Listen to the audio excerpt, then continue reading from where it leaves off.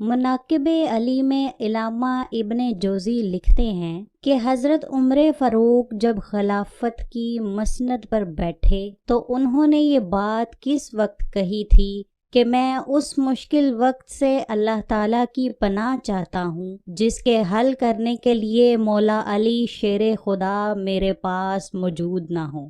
اس کے جواب میں علامہ صاحب خود ہی لکھتے ہیں کہ ایک دفعہ قیصر روم نے چند سوالات لکھ کر مسلمانوں کے خلیفہ حضرت عمر کے پاس بھیجے۔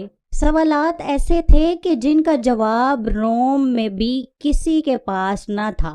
ان سوالات کا مقصد مسلمانوں کو شرمندہ کرنا تھا تاکہ مسلمان اپنے دین سے متنفر ہو جائیں۔ چنانچہ مسجد نبوی میں عظیم صحابیوں کی محفل جمی ہوئی تھی۔ قیصر روم کا قاصد آیا اور خط پڑھنا شروع کیا۔ خط کی تحریر کچھ یوں تھی کہ بادشاہ روم نے لکھا تھا کہ یہ خط ہے بادشاہ روم قیصر بنی الاصغر کا وقت کے خلیفہ حضرت عمر کی طرف کہ میں نے جو سوالات لکھے ہیں مجھے ان سب کے جوابات بتا دیجئے۔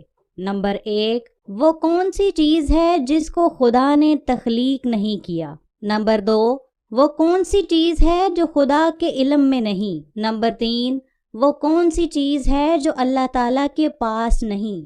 وہ کون سی چیز ہے جس کے سب بال ہی بال ہیں؟ وہ کون سی چیز ہے جس کا صرف منہ ہی منہ ہے؟ وہ کون سی چیز ہے جس کے صرف پاؤں ہی پاؤں ہیں؟ اور وہ کون سی چیز ہے جس کی صرف آنکھیں ہی آنکھیں ہیں؟ وہ کون سا بندہ ہے جس کا خاندان نہیں؟ وہ کون سی چیز ہے جو شکم مادر میں نہیں ہے؟ وہ کون سی بے جان چیز ہے جو سانس لے سکتی ہے؟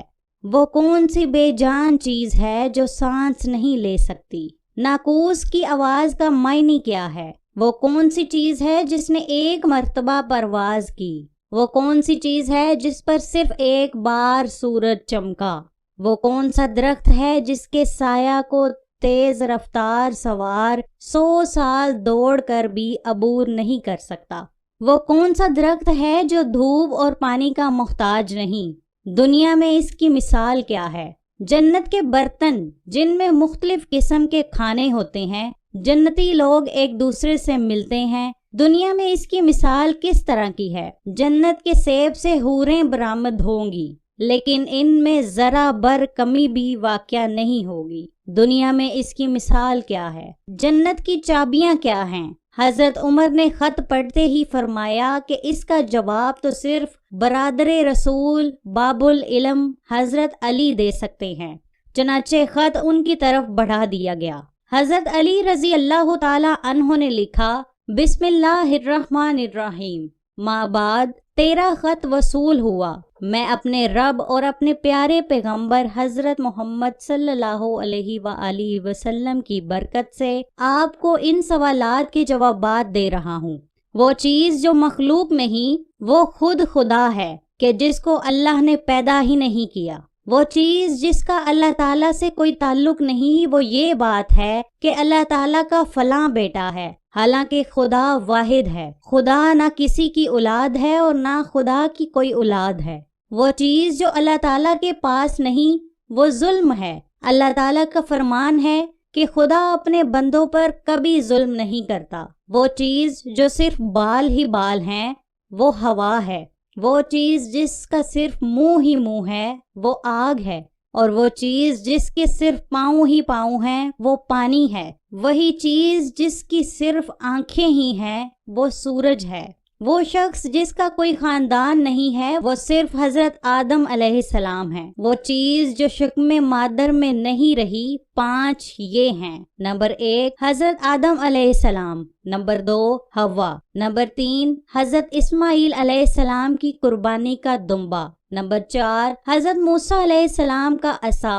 اور نمبر 5، حضرت صالح کی اونٹنی۔ وہ بے جان چیز جو سانس لیتی ہے، وہ صبح ہے۔ ناقوس کی آواز کے معنی یہ ہیں، حق ہے، حق ہے، ٹھہرو، ठहरो, खुदा आदिल है और वो सच्चा है। कोहे तूर पर वो परिंदा जिसने एक मर्तबा परवाज की थी। दरियाए नील की सरजमी पर सूरज एक बार चमका है। जिस जगह पर हजरत मूसा अलैहिस्सलाम ने अपना असा मुबारक मारकर रास्ता बनाया था, वो दरख्त जिसको मैं अगर तेज रफ्तार के साथ भी चलूं तो 100 साल तक भी पार नहीं कर सकता, वो शजरे तौबा का दरख्त है जिसकी शाख जन्नत के हर महल में जाती है। दुनिया में इसकी मिसाल सूरज है। दुनिया में इसकी मिसाल सूरज है कि जिसकी गर्दन हर घर में पहुंचती है और तमाम जमीन इसकी रोशनी से रोशन हो जाती है। वो दरख्त जो पानी के बगैर उगाया था, वो दरख्त है जो हजरत यूनुस के लिए उगाया गया था। अल्लाह ताला ने इरशाद फरमाया, हम अपने प्यारे हबीब के लिए कद्दू की बेल उगाते हैं। जन्नत के बर्तन में बेशुमार किस्म के इनामात होंगे, वो एक दूसरे से अलग अलग होंगे। इनकी मिसाल हम दुनिया में मुर्गी के अंडे की ले सकते हैं कि जिसमें सफेद और जर्द दोनों पानी शामिल होते हैं, लेकिन एक दूसरे से मिलते नहीं। जन्नत में जो सेब अता किया जाएगा,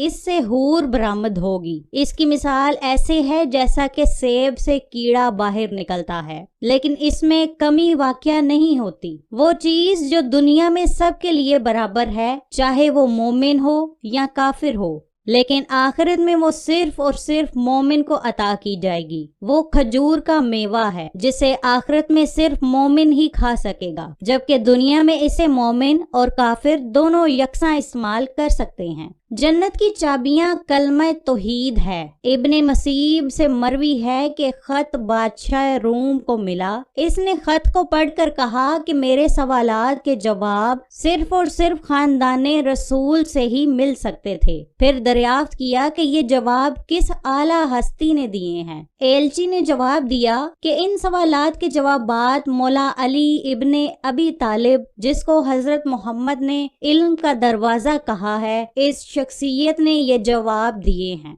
ये खत पढ़ने के बाद कैसर रोम ने हजरत अली रजी अल्लाह ताला अन्हो को खत लिखा कि मुझे आपका अरसाल किया हुआ खत मिल गया है। वो पढ़कर मुझे यकीन हो गया है कि आप अहले बैत हैं और रिसालत का कीमती खजाना हैं। आप ही हकीकी शुजात और इल्म के वारिस हैं। कैसर रोम ने अपने दूसरे खत में लिखा कि मेरी ये ख्वाहिश है कि आप मुझे मजहब और दीन की मजीद मालूमात भेजें। मैं खास तौर पर रूह की वजाहत चाहता हूँ, जिसका जिक्र खुदा ताला ने अपनी किताब कुरान मजीद में किया है। ए नबी, लोग रूह के बारे में तुझसे पूछते हैं, तुम इन्हें बता दो कि रूह मेरे परवरदिगार का अमर है। ये रूह क्या चीज है? मौला अली शेर खुदा ने जवाबन खत में ये लिखा कि माबाद रूह एक नूरानी नुक्ता है और एक गैर मर्रई मखलूक है, जिसको अल्लाह ने अपनी कुदरत कामिला से पैदा फरमाया है